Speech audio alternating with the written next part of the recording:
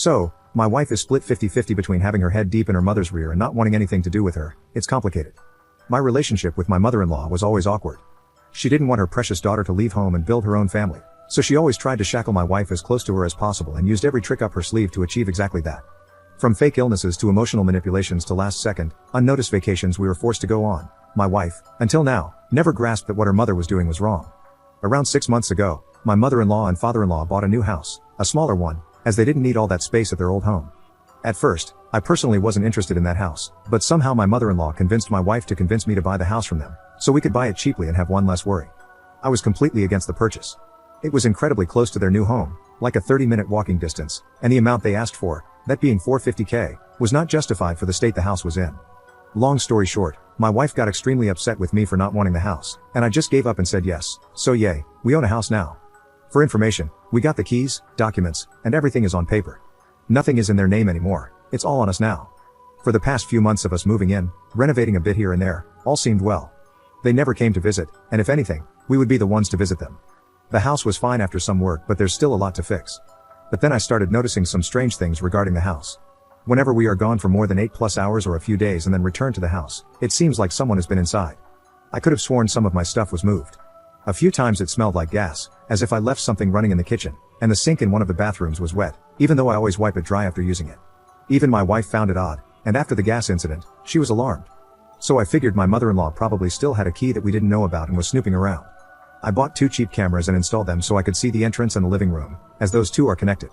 As someone suggested, I also changed out the locks by buying completely new, secure doors and having them changed, as well as installing new window security since all of those were old. 2 days after everything was changed, I got a text from my mother-in-law saying that I'm an evil person trying to destroy everything she loves, and that she wants the house back from us because she isn't tolerating how we are treating her old property. I asked her where this came from all of a sudden, and her answer was, "You're destroying our old home."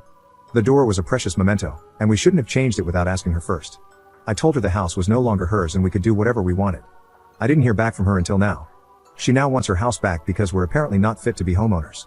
She is offering us back $430K of the $450K, as they already spent $20K, and wants everything back. I told her to go eat grass and that the home is now ours. I already had the police at my door. Can you imagine what it looked like for me to explain to them that this house was legally mine? They laughed. And the worst? My wife says to just get the old door back. I don't understand my mother-in-law, and I'm okay with that, but I don't get how my wife can be so deep in her BS. If it were up to me, I would go no contact and leave it at that, but my wife is just, well, glued to her. I can't even enjoy marriage anymore. It doesn't feel like her and me, it feels like her, me, and her insane mother. My father-in-law is alright. Just a normal person, most of the time fed up with my mother-in-law's BS too, but he can't be bothered to actually hold her back. I'm stressed, angry, and really disappointed. Advice, please. Up in the comments. Counseling is up next. If that doesn't work, I don't see a long, healthy future either. As heartbreaking as it is for me to type this out, I don't see myself living like this. I don't want to be in confrontation mode all my life just because one person can't let go. I guess, in truth, a part of me has already decided. The entire last year was just strange. I didn't imagine marriage working this way.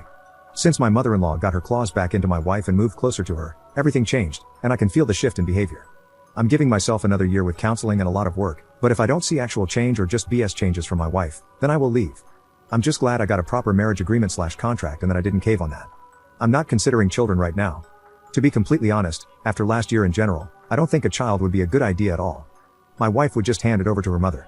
I'm looking up counseling options. The door is in the basement. I could change the locks and reinstall it, but that alone would be too much of a win for her. I will drop the door off at her house. That's a good idea. Update 1. So quite a lot has happened since yesterday. I stopped answering most comments, as I was just taking in everyone's advice, thoughts, and experiences. First, some info again. Some people were concerned that dropping off the door would mean she could copy the keys. Not possible, as both the door and locks were replaced with high security keys. I know a locksmith could still duplicate them, but that would take some time. Some were worried about birth control. Don't worry, I can't even think of bedroom intimacy right now. Regarding security, no, I did not catch my mother-in-law on camera. I installed them in conjunction with the change of the door and locks, and I don't see a point in spending money on more cameras, Ring doorbells, etc. Some asked if my mother-in-law had more children. Nope, single child. I paid the entire $450K. My wife didn't pay for the house, renovations, nothing. She bounces from one job to another, trying to find something fitting. This has always been the case. I don't mind supporting her, but I feel a bit leeched off sometimes. Now to the actual update. I called my father-in-law and asked him if he would meet me for a coffee because I wanted to talk, and bless him, he did exactly that. We sat down, and I asked him to please just listen and not interrupt. I must have talked for close to 2 hours. This man sipped his coffee, listened, sighed, and said the following in short. My mother-in-law's plan was to sell us the house, rebuy it, making us literally homeless, so we couldn't say no to her offer to live with her and her husband. My father-in-law did try to hold my mother-in-law back but failed. He was extremely upset about the police call, upset about only offering $430K back, and upset in general that she's going this far to shackle her daughter. His offer and advice, I should take my mother-in-law's $430K offer. Then we will set up a legally binding contract between my father-in-law and myself. He will give me the $20K plus what I put into renovations, etc., without my mother-in-law knowing, which would bring me close to $500K. He told me to pack it up and just leave after a stern talk with my wife. She won't wake up if it's me versus my mother-in-law as long as one of us is in close proximity. He looked sad and upset. We hugged at the end, and he told me not to be too saddened by all of this. Sometimes we need to make hard decisions, and I would regret it if I didn't do this. There was more talk, obviously, but this is the short and interesting part. Back home, I talked with my wife, in a calm tone and manner. She didn't see any evil from her mother, said her mother needs a lot of attention and love like most elderly ladies, and often she sounds meaner than she actually is, but that she only wants the best for us. Us? No, she only cares what's best for her and her own intentions. We argued a bit back and forth, and my wife is 100% behind her mother.